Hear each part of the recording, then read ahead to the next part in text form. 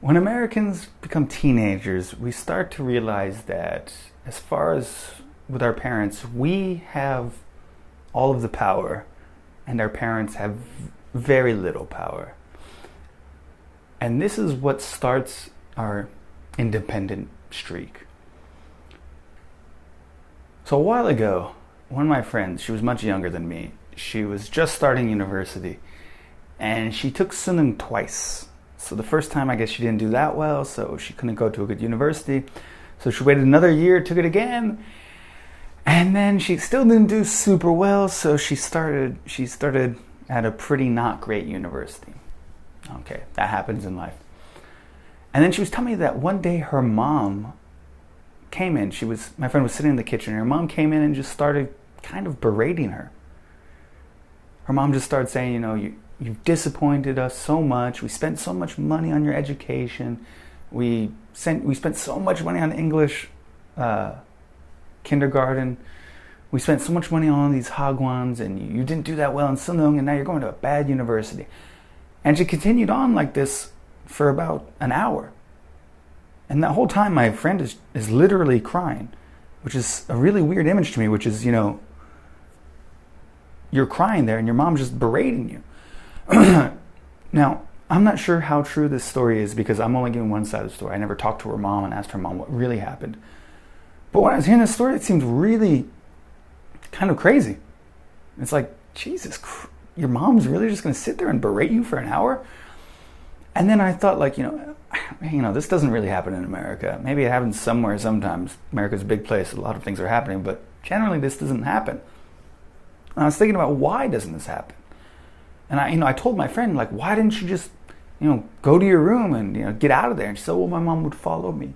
And I said, well, if she follows you, why don't you just, lay on the bed, don't pay attention? Oh, I couldn't do that. Put in headphones and close your eyes and just, don't let it. She said, oh, she would shake me, or, my friend was making all of these excuses why she couldn't do that. And I realized if my mom were doing that, for one thing, I wouldn't care. She'd be like, we spent all this money on you and you failed us. I'd be like, ha ha, you guys waste all your money on your loser son, ha ha ha. I wouldn't care that much. But also, okay, let's say I did care and she was saying, you're a loser and you waste all our money. I would just leave the house. And there's just nothing my mom could do to stop me. She could physically try, but that wouldn't make any sense. So it's like, okay, there's nothing that could stop you. And this is part of this power dynamic that Americans go through when we're about 13 or 14, so Korean age 15 or 16, basically when we enter high school, where we realize, when you're a kid, when you're in middle school or elementary school, you have parents and they can control your life. And it's almost comfortable for you at an animal level because you want someone to be your leader, you want someone to guide you, you want someone to protect you. So you listen to your parents innately because it makes you feel comfortable. And then when you get to about high school age, you start to pubesce, your body's changing, your mind is changing a lot, and you start wanting to be independent.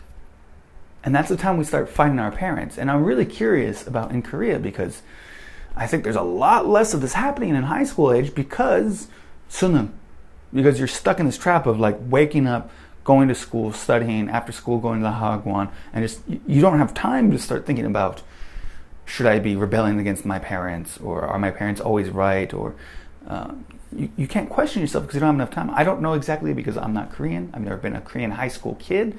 But this was my idea. I'm really curious about that time in a Korean person's life because I'm really curious what they're thinking. Anyway, as an American, around that age, we start to rebel. And I think it's a common idea that Americans are more independent than Korean people. And a lot of Korean people really admire this and think it's good. And there's definitely some downsides, which I will make another video about. But I think this is the breaking point. In high school is when we start pushing our independence and we start making ourselves our own people. It's really kind of a question of when do you become an adult? Let's define adult as when you are independent of your parents.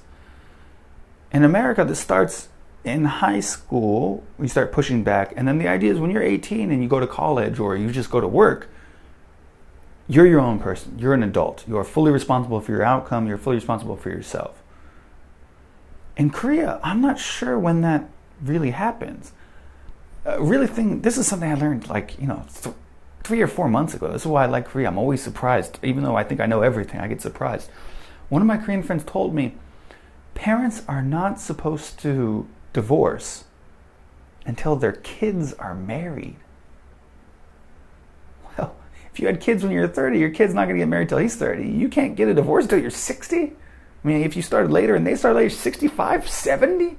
Like, that seems super unfair. Like, the parents should have their own life too. If they really don't love each other, they should get a divorce.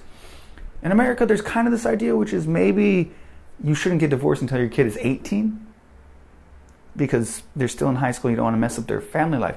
And you can see that you can kind of use it as a mark of when we consider ourselves adults and when Korean people consider themselves adults. We consider someone an adult when they're 18, basically. Not completely, but basically. And I guess Korean people kind of think it's not until you get married. That's the time you become an adult. Anyway, going back to our example of American teenagers pushing back against their parents, this makes us independent. This is when we start doing our independence thing, and this is what makes us so independent. And I want to give this example of how we don't listen to our parents, which is, let's say your parents really draw sand in the line and say, okay, I am commanding you.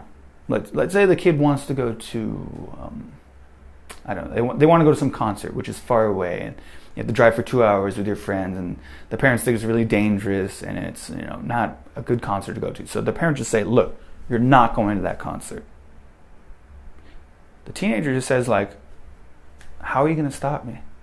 Okay, my friend's going to give me a ride. What are you going to do to stop me? So then the parent has to think of threats.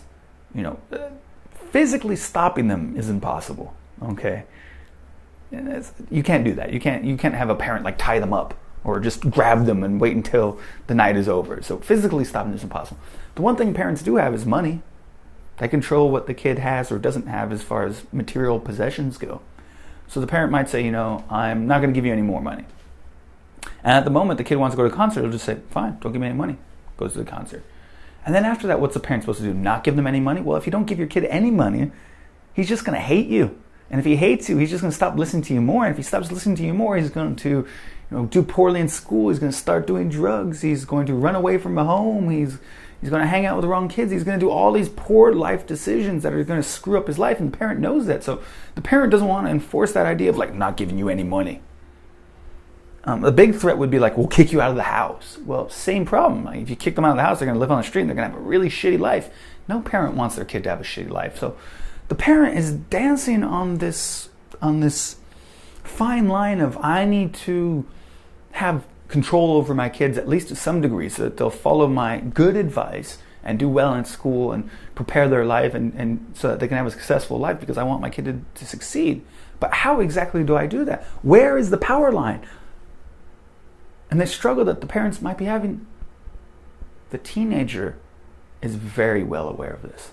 The teenager knows there's not much my mom can do. Okay, she can threaten to give me less money, but she'll probably break down and give me money later. She'll probably buy me the things I need at least. She'll have to, everyone needs a computer, so it's not like they're going to live without a computer. Maybe she won't buy me the newest smartphone or whatever, so the kid knows, hey, I got all the power. I think this is a really interesting dynamic because I think in Korea, very few high school kids realize this. Very few teenagers realize that there's just not, when it really comes down to it, there's not much your parents can do. And like I said, this leads to Americans being very independent and, self-thinking and all that stuff that Korean people admire. And it might lead to why, this is where we start our independent streak. And this is what makes us such independent people. So if you like my video, give it a thumbs up. If you hate my video, give it a thumbs down. If you love me or you hate me, please subscribe right there. I'm saying some things in this video. Maybe you've heard them before, maybe you never knew them. Whatever your opinion is, please leave a comment. I love to see the comments. Share this video in your huge Kakao group chats. Share it on Facebook or Instagram or whatever the hell you do. And most important, Have a super awesome day.